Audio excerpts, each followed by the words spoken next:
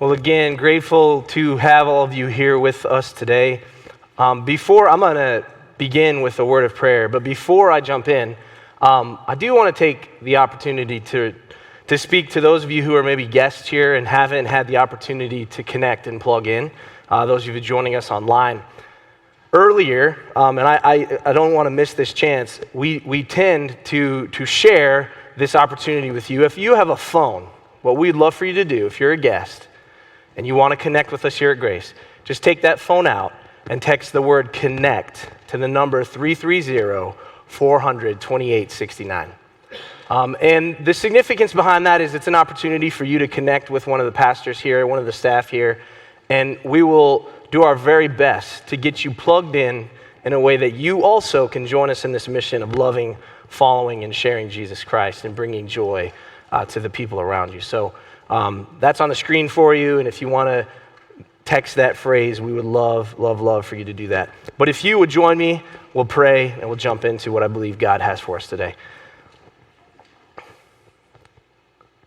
Father God, just thank you so much for your promise that you are here with us in this room right now. We don't have to wonder whether you want to speak to us this morning.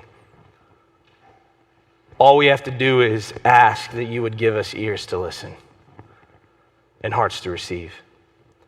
And that's my prayer this morning, Lord, as we open up your word and we glance at this love letter that you've sent to us, you've given to us as a gift, that we would listen to what you are saying. And that those words that you intended to come into our hearts and to transform us would accomplish their purpose in our life, Lord. We pray these things in Jesus' name. Amen. So not too long ago, when you would download apps, you used to be able to download light apps. Does anyone remember a time you could download light apps? So typically the light version of an app would allow you to access and use the basic features of a paid app, but there were some limitations. There were some features you couldn't access on your phone, and then probably more annoying than that, there were constant ads that would pop up as you use the light app. But if you're like me, light apps were great because you're too cheap to buy the paid version. I don't know if anybody could agree with that. That was me. And so I want to share with you one of the light apps that I downloaded on my phone. It has the most memorable name of all apps of all time. It was the 10-key adding machine universal light. Right? So that's a sticky name. Don't you all agree? That name's a memorable name. I'm only being sarcastic here. But I had this app. It was an adding, it was like a adding tape. You know, if you've ever gone to a fireworks stand, most fireworks stands, at least the one that I worked at, they had adding tapes where they could quickly type in the amount of fireworks that you were buying and add them together, and then multiply it by the tax and all of that. And as you went, it would record everything. And so I bought this app on my phone to do this so that when I would go through the grocery store at Aldi, I could add items up as I went. Okay?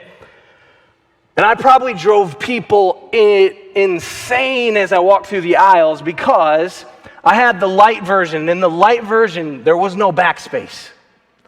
So as I was walking down the aisles with my kids and they were loud, I would stop and I would get an item and I'd start typing it in, but then I'm really indecisive. I would be like, I don't know if I want this item, so I would put it back. And then I would try to, in my mind, remember how much, I can't delete the item. So I'm just going to minus it in my brain. So I don't even know why I had the adding tape. But I would go through the store, and the best part was, my kids are already screaming, but it had as you typed it in, it made the adding machine noise. So and so I would be going down the aisles, grabbing my item, and then there'd be people trying to get by me, but I was oblivious because I was locked in, trying to save a few dollars. And I did save some money, but I got to tell you, what I saved in money, I lost in time for sure. for sure. And ironically, every time I would go to check out, I'd have my kids with me, I'd have my total on my adding machine, and then it would be like $25 off either direction as I checked out. So if you need an accountant or somebody to do your taxes, I'm the guy. But I tell you this story because I was too cheap to buy the paid version. I didn't want to spend the money to get the access to a backspace or to eliminate the ads. But this is the thing, when it comes to following Jesus, there is no light version. There is no discipleship light. There's only the full paid version. There's only the costly version. And that's what I want to talk to you about today. You see, in the kingdom of God, there is no discipleship light. There's always a cost to following Christ. There's no way around it. And Jesus, when he talked about following him, he said, there is one way to follow me. There's one way to follow me. The road is narrow, and the path of following me is hard. And so when he calls us to follow him, we can't have the light version. And so this morning I want to talk to you briefly about, as we make a decision to follow Jesus, there are really 3 steps to following Christ. There's 3 steps to following Christ. And I have to tell you that the steps, they happen in sequence. That is to say, step 1, you take step 1, followed by step 2, and then you take step 3. But here's the thing about step 3. You repeat step 3 as a follower of Christ over and over and over and over and over again for the remainder of your life.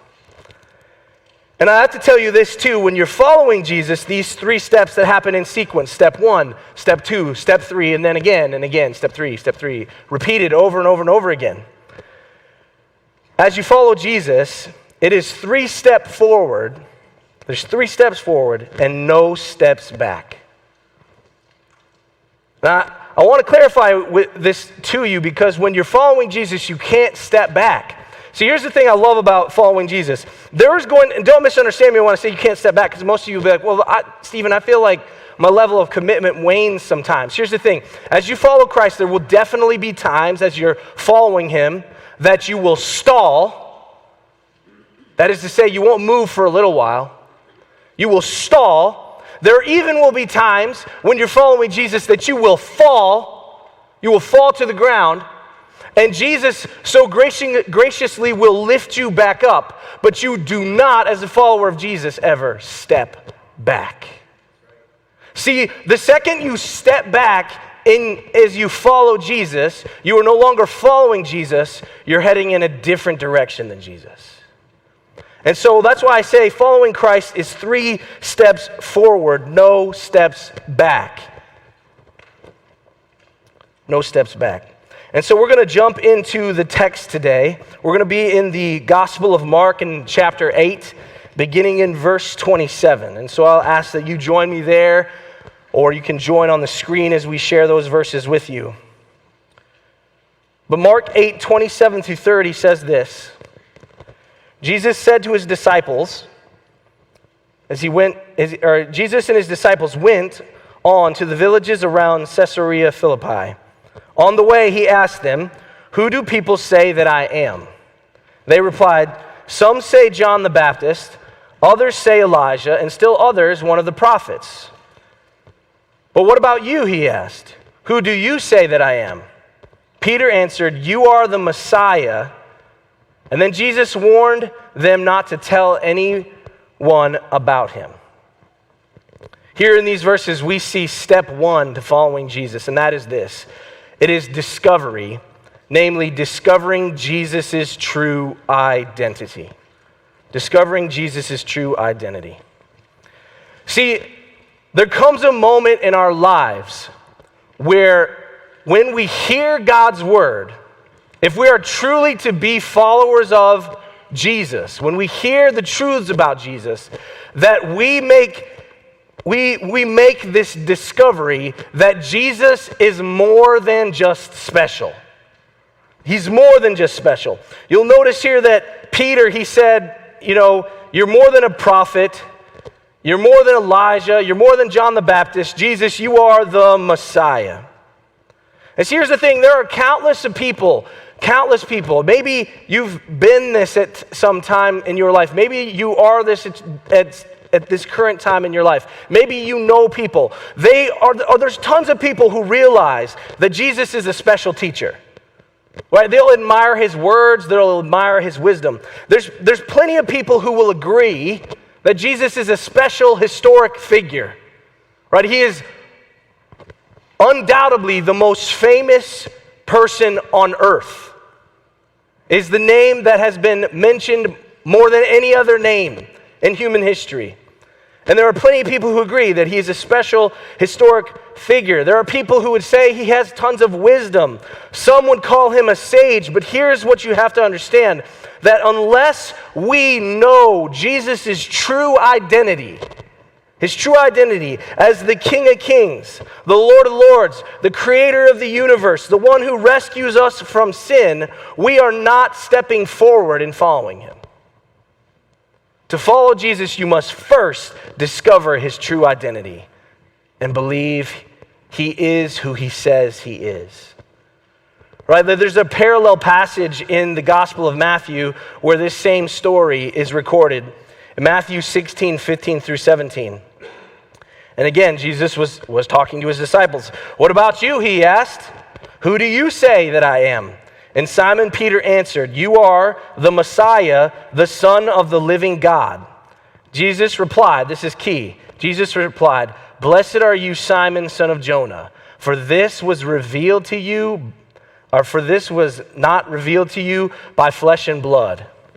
Right? This was not revealed to you by flesh and blood. In other words, Simon, son of Jonah, this is an act of God in your life, a miracle. You are hearing God's word, and you are responding in faith to who he says he is. That doesn't happen on your own. That's a miracle, right? Theologians and pastors, they call this event, this discovery, being born again. Being born again. And so hear me when I say this. To follow Jesus, you have to be born again. There is no following Jesus without being born again. And what does it mean to be born again?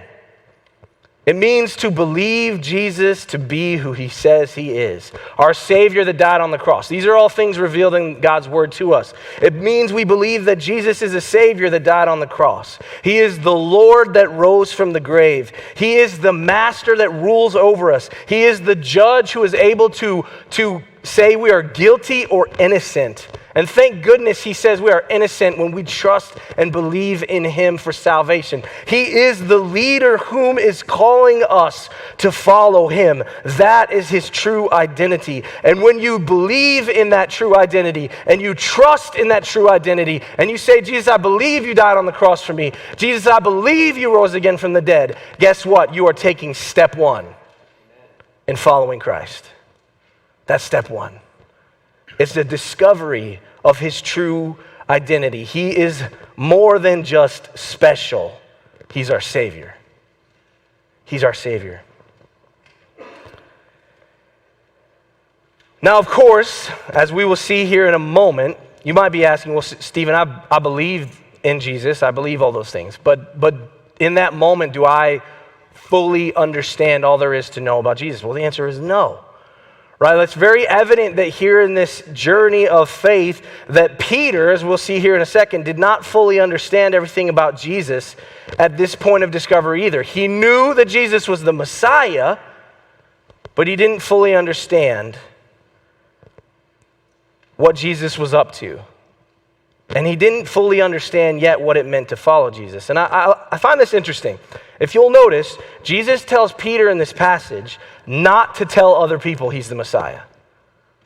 I don't know if you've ever read through the script. He says that often. It's like, I never understood that. Why is Jesus telling people, like, if Jesus' goal is to come to show who he is to the world, why is he telling his disciples and other people that he does miracles to, and he just looks at them and he says, don't tell anybody about me. Don't tell anybody about me. Again, I believe it's because he doesn't want people coming to him for him to fulfill their expectations. He wants people to follow after him with a very clear understanding of what that means. So I want you to imagine for a moment that Peter ran off and told everybody that Jesus was the Messiah. What we have to understand is that that word Messiah, it came with a lot of baggage. The Jewish people believed the Messiah to be somebody that was going to come and rescue them from Roman oppression. You see, the Israelite people were not owners of their land. They were under Roman rule. And so had Peter say, hey, the Messiah's here, there would have been droves of people coming to follow Jesus, but they would have been confused on what it means to follow Jesus. And so that's why I believe here Jesus says, don't tell anybody that I'm the Messiah. Not yet, because you, Peter, don't even fully understand what it means to be my follower. I got to teach you some more. There'll come a day, Peter, that you're going to tell some people about me. And you're going to flip the world upside down, but we're not ready for that yet. And again, we see Peter did not fully understand what it meant to follow Jesus, and you'll see this in these next few verses. So if you look with me at verses 31 through 33, we'll see Peter's misunderstanding. So Jesus began to teach them that the Son of Man must suffer many things and be rejected by the elders, the chief priests, and the teachers of the law, and that they must be killed, and after 3 days that Jesus would rise again. He spoke plainly about this, and Peter took him aside and began to rebuke him. But when Jesus turned and looked at his disciples, he rebuked Peter and said, "Get behind me, Satan. You do not have the mind or concerns of God, but merely human concerns." Again, right after Peter confesses that Jesus is the Messiah, Jesus opens up to his disciples and starts to explain what it means for him to be the Messiah. He's going to be rejected. He's going to be despised. He's going to be killed, and then he's going to raise from the dead. And Peter essentially pulls Jesus aside, looks at Jesus and says, "Jesus, shut up. You don't understand what it means to be the Messiah." Like essentially Peter is looking at Jesus and saying, "You don't get it. Messiahs don't suffer, they come to end suffering." Right? You don't get it, Jesus. Messiahs aren't rejected, they come to reign. They come to rule over all the people. Jesus, you don't get it. You're not supposed to die. You're supposed to rule. And you see, Peter in this moment did not understand Christ's mission. And so Jesus came back with some pretty strong words of his own, and he tells Peter, "Get behind me, Satan. You are not thinking rightly about this whole idea of following me." I think it's significant. Because in essence, I think what Jesus is saying is when we want to follow Jesus on our own terms, when we come up with the terms for following Jesus, we are not following him anymore, we're following Satan. Right? Again, I said this earlier, following Jesus is stepping forward, not stepping back. To step back is to change directions. To change directions is to stop following Jesus and to start following Satan. That's why I believe he's called him Satan. Right? Because that's some strong words. Why? All of a sudden, he said a minute ago that this was revealed to you by, right, in Matthew we see this, that this truth that I am the Messiah was revealed to you by God in heaven. And then 2 moments later, Jesus is turning around and looking at Peter and saying, "Get behind me, Satan. Fall in line. You're trying to run ahead. You're trying to run your own direction. Stand behind me and listen to me. I will show you what it means to follow me." Right? And this leads to step 2 in following Jesus. Step 2 in following Jesus. It is a decision. It is a decision where we decide to follow Jesus on his terms. And this is where, right, again, our sermon series is called Christ in the Crowd. This is where Jesus does something that would have been particularly embarrassing to Peter, because he's having this private conversation with his disciples, and he's telling he's telling his disciples, this is what the Messiah is going to do. And then in this moment that we're about to, here in this passage we're about to read, he explains very clearly and plainly what it means to follow him. And so he turns this private conversation he is having with Peter public, and he looks to the crowd and he begins to teach them precisely what it means to follow him on his terms. Now think about it. I mean, Peter is just having a conversation, and he says he's with his disciples. Peter clearly misunderstands what it means to follow him. And so he just wrangles a crowd together. He says, hey people, come on over here. Hey, you over here. Hey, you over here. It would be like getting in trouble at school and then the teacher bringing everybody in to talk to you specifically about not talking in class and then giving a public announcement about not talking in class. It would have been embarrassing. And here is what Jesus taught this giant crowd of people that he pulled into this private conversation and made very, very public. He said this, Mark 10, 34 through 37. This is where we'll spend a majority of our time. Then he called the crowd to him, along with his disciples, and said, whoever wants to be my disciple must deny themselves and take up their cross and follow me. For whoever wants to save their life will lose it, but whoever loses his life for my sake and for the gospel will save it. What good is it for someone to gain the entire world yet forfeit their soul? Or what can anyone give in exchange for their soul? If anyone is ashamed of me and my words in this adulterous and sinful generation, the Son of Man will be ashamed of them when he comes in the Father's glory with the holy angels. And here in this section of Scripture, here in this conversation in front of the crowd, Jesus explains what step 3 is. Step 3 in following Jesus is denial. Denial. Learning to practice the denial of self. So I've learned in my time of following Jesus that there are really 2 options that we have in this life when it comes to responding to this passage, right? To pick up our Christ, deny ourselves, and follow him. You see, in this life, we can either plant a flag or we can pick up a cross. Let me see if I can explain this. So, for those of you in this room that are Buckeye fans, there is a day in history that you probably hope to have forgotten. So this back in 2017, here in the state of Ohio, in the city of Columbus, the Oklahoma Sooners came to town, led by quarterback Baker Mayfield. And they beat us pretty badly, 31-16, behind 386 passing yards for Baker Mayfield and 3 touchdowns. And after the game was over, Baker proceeded to run over to the sidelines, grab the Sooner flag, run to the middle of Block O in Columbus, wave the flag, the Oklahoma Sooner flag, and then plant it directly onto the Block O at Ohio State Stadium. Now, of course, it's kind of funny because it's turf. It didn't stick in the ground. It was actually pretty hysterical. But that was a moment he was trying to communicate to all of Ohio and to the Ohio State Buckeyes. I just owned you. I owned you. You are mine. You belong to me. We whooped you. And see, here's the thing. We can do that in our lives. We can plant a flag and essentially say, listen up, everybody. This life belongs to me.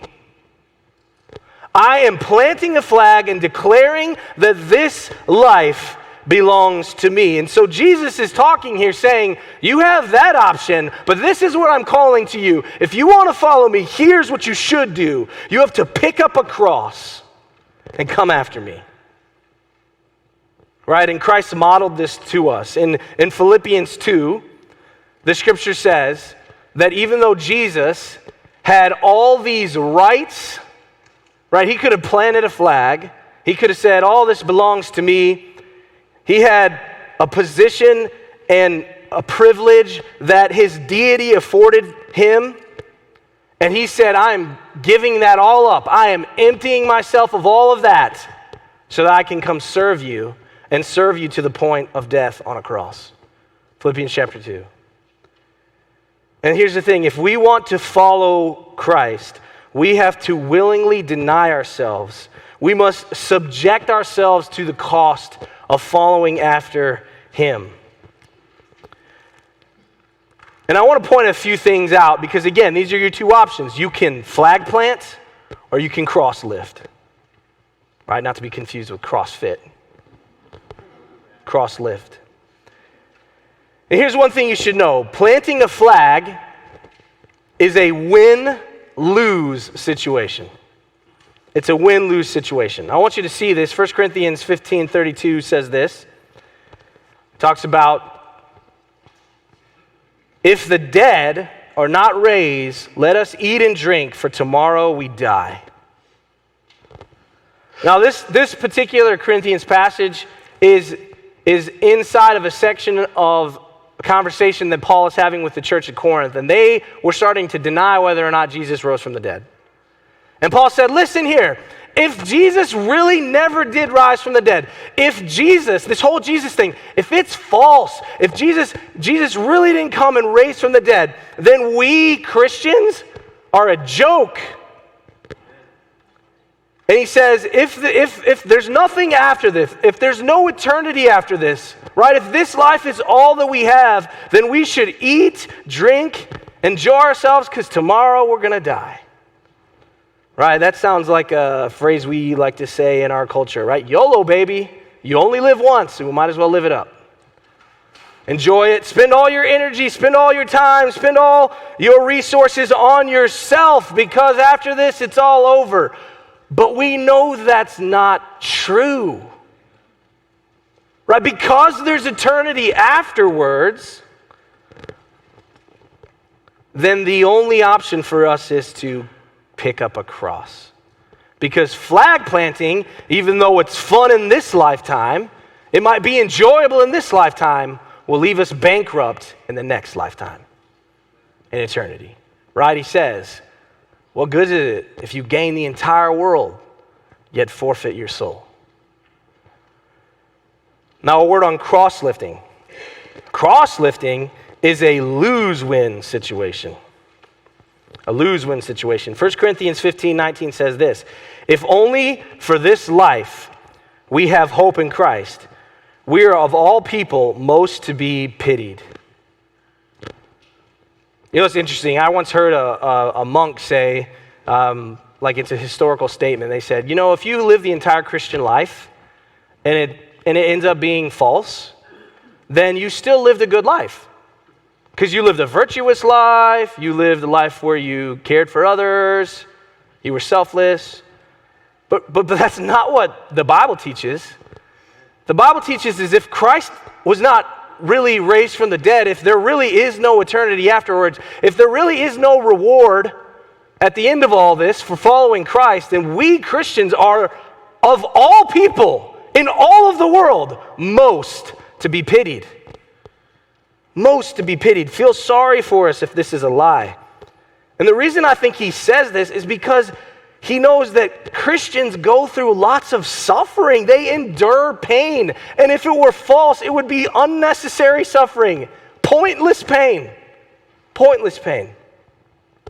And this is why we need to pause here for a minute, because I think in our Christian expression in the United States of America, we've got things a little backwards on what it means to follow Christ. And I think we genuinely, a lot of us would say, yeah, you know what, if Christ really didn't come back at the end, I still had a pretty good life. Still enjoyed it. Still got to experience a lot of the good things in this world. And there might be truth to that, but I think if we're not careful in our American church context, it's easy for us to use Christianity and make it and see it as this collection of lovely mountaintop experiences that we have, right? Like Christian coffee shops, conferences, K-Love, concerts, church services, podcasts. And those are all feel-good things, right? Like it's incredible. You should have these experiences. It's incredible to be filled in a packed room worshiping God with each other. Love that. I love that. Night of worship a couple weeks ago, incredible. I don't know if you were here. A mountaintop experience, incredible. But here's what you have to understand, that a majority of the time, following Christ is not a mountaintop experience. It's a valley low experience. A majority of the time.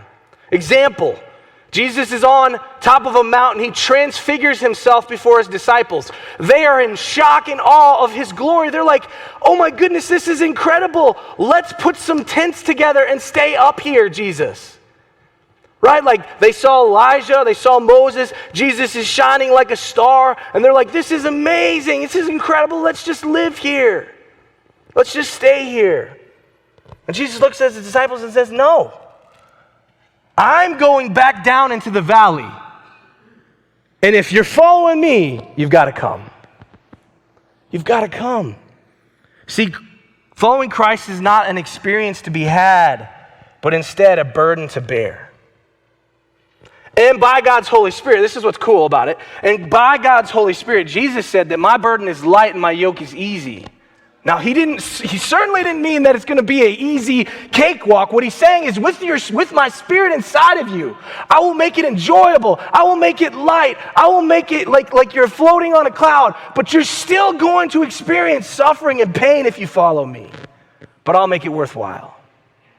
Right? Like a good example of this is the disciples. They were persecuted in the book of Acts, and it says that they were like attacked and they were trying to have their lives taken, and they ran away rejoicing that they were worthy to suffer for the name of Jesus. Right? That happens because the Spirit of God is in you. Right? That happens because the Spirit of God is in us. And see, that's what Paul is saying here. He's saying Christianity is so tough, it's so hard, that if there was not a promised reward in eternity, if there was not a Spirit to testify to our hearts, then we would be fools to put ourselves through this kind of grind. It'd be foolish. But since Christ did rise again from the dead, every sacrifice, every hard act of service that we do, every moment of rejection we feel from the world because of our faith, every single time we deny ourselves for the sake of others, it's worth it because there's a great reward for following Christ. There's a great reward for following Christ. And you see, this is the life of the follower of Jesus. It is a daily call to cross-lift. Right? We are called to cross-lifting daily. Every single day. I want to get practical as we kind of wrap up this morning. See, I want us to understand, because many of us, we're not going to experience the suffering that many other places in the world that are followers of Jesus experience. But we still have practical things we can do as we follow Christ that would be very, very real and authentic expressions of us saying, I want to deny myself, pick up my cross, and follow after Christ. Right, so there's some options that we have. Again, we have an option to plant a flag on our schedules, or we can pick up our cross and follow Christ into inconvenience. Hear me on this. If we build our schedules in such a way that we are guarding our entire schedule just for ourselves, we are planting a flag saying, that my time belongs to me. It belongs to me. But that's not what following Jesus looks like, because following Jesus looks like welcoming lots of inconveniences. But I love this. Pastor and author Michael Todd said, and he pointed this out, that Jesus accomplished more in 3.5 years in his earthly ministry than I will in a lifetime of ministry. And he never ran from appointment to appointment. It was not unusual for Jesus to be in the middle of doing something so important, so much more important than anything that's on my calendar right now. He would be doing that, and then there would be an interruption. And Jesus never wrote off the interruptions. Right? Like he's going to heal Jairus' daughter. She's dying. A lady in the crowd is sick. She touches the hem of his garment. She's healed from a decade-long illness that she has. And Jesus not ever made it seem to her like she was an inconvenience. In fact, turned around. Who touched me? And then lovingly said to her, your faith. This is incredible faith. Rejoiced with her. Meanwhile, Jairus' daughter is still sick, still dying. He wasn't an inconvenience. He didn't sprint from one appointment to the next. He walked from appointment to appointment. And what that tells me is that part of his plan and part of his mission was being inconvenienced. Which means as we follow Jesus, if we are in the habit of never being inconvenienced, we're not really following Jesus. We have to welcome inconvenience. And I get it, it's hard to do. I don't like to do it myself. I'm more of a task-oriented person than I am a people-oriented person. It'd be really easy for me to be like, I don't have time for you. That's not following Jesus. Following Jesus is being inconvenienced. Francis Chan, another pastor, once spoke of a church he visited in Asia. I want to say it was in Cambodia. He said it was the most beautiful church he ever attended, and they didn't even have a building. And when someone asked him, why do you say that? Why is that the most beautiful church you ever attended? He said, every single family in the church had adopted one or more handicapped people from the community to raise. Talk about being inconvenienced, intentionally inconvenienced. Saying, you know what? I could live my life and it would be let's be honest, it'd be a lot easier to not do that. But because I'm following Christ, I feel led to do that. And so they would adopt these families or these kids into their families and be inconvenienced for the cause of Christ. And my guess is they experience more of a reward. Because my understanding is to inconvenience yourself in those types of situations is to experience the reward of raising a child.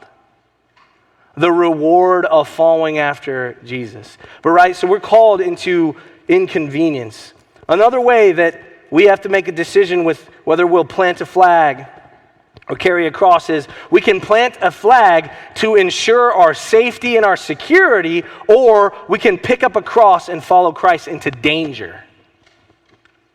We can follow Christ into danger. See, there will be times where following Christ, we're going to have to make a decision to ignore the safe and the smart option and choose the dangerous option. Like, the best example I have of this right now are some of the church leaders and congregation members that are living in Ukraine decided to stay there. They didn't flee. No, I get it. Some of them weren't allowed. But some of them were, and they stayed. Why? Because they believed that following Jesus into danger was what God was calling them to. Sometimes we have to make that effort in our lives. There's times where God's going to ask us to do something that's not maybe safe or maybe not smart. We can plant a flag and say, I'm not doing that because it's dangerous, or we can pick up a cross and follow Christ. And again, Jesus walked into danger for other people. Right? We can plant a flag on our finances, or we can pick up and follow Christ into foolishness. Right? Listen, I absolutely love Dave Ramsey, the ministry that he has, because he teaches budgeting and calculating and biblical principles, and I love that. But I got to say this. There are times when we're following Christ that we have to ditch Dave Ramsey's principles. And instead of doing calculated giving, we have to do crazy giving. Okay? And I'm not saying you do that all the time, because God does make us stewards of finances. But there are times where the calculated decision is not the right decision. The crazy decision is the right decision.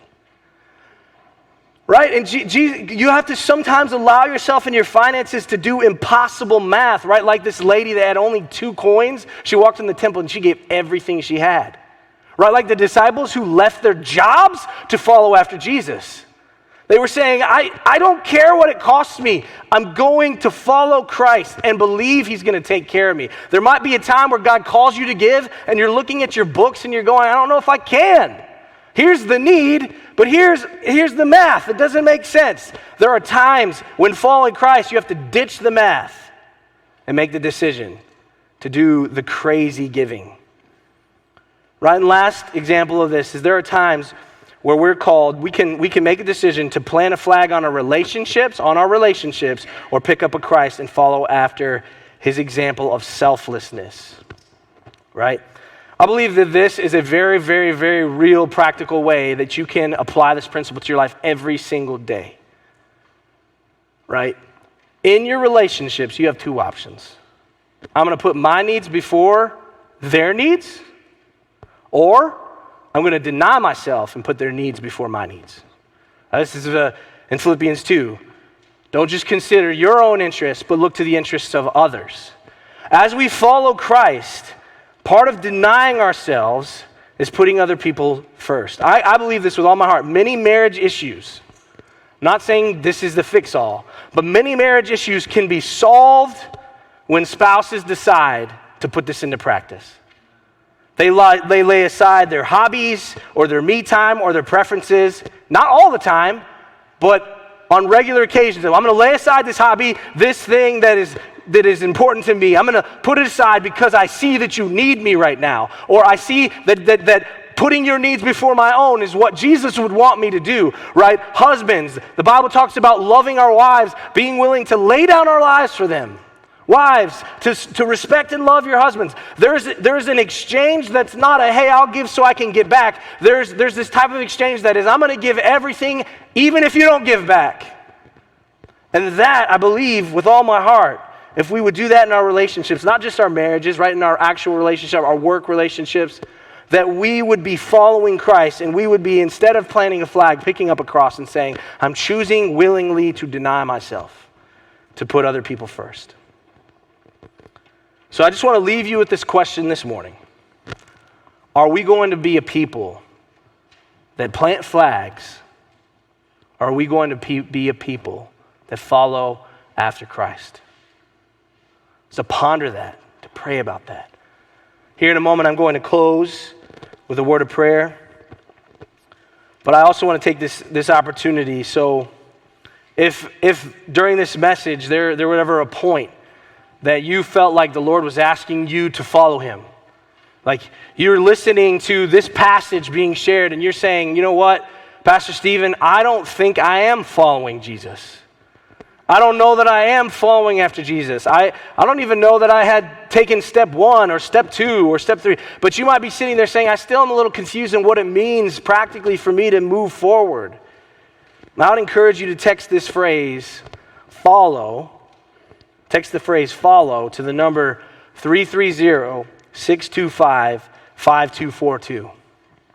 This is significant because I believe this. If you're really serious about following after Christ, you need other people to help you. You do. I need other people to help me all the time.